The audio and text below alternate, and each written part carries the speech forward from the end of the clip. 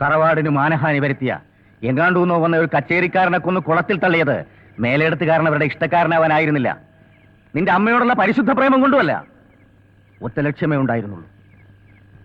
എന്റെ അമ്മയുടെയും എന്റെയും കണ്ണുനീര് വീണ ഈ മേലെടുത്ത് എട്ടുകെട്ടിന്റെയും ഇടക്കെട്ടിന്റെയും സ്ഥാനത്ത് ഒരു വലിയ കുളം.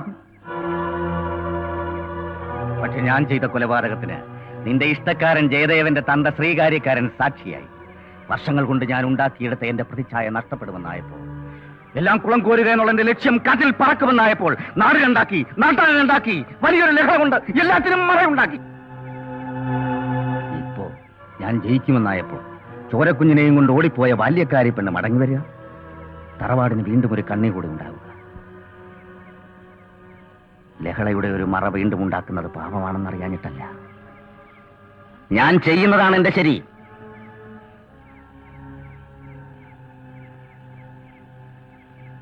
ശ്രീദേവി കുട്ടിയെ മോഹിച്ചിട്ട് കിട്ടാത്തതിന്റെ വിഷമം ഇപ്പൊ അശേഷം ഇല്ലാന്ന് കൂട്ടിക്കൊള്ളൂ.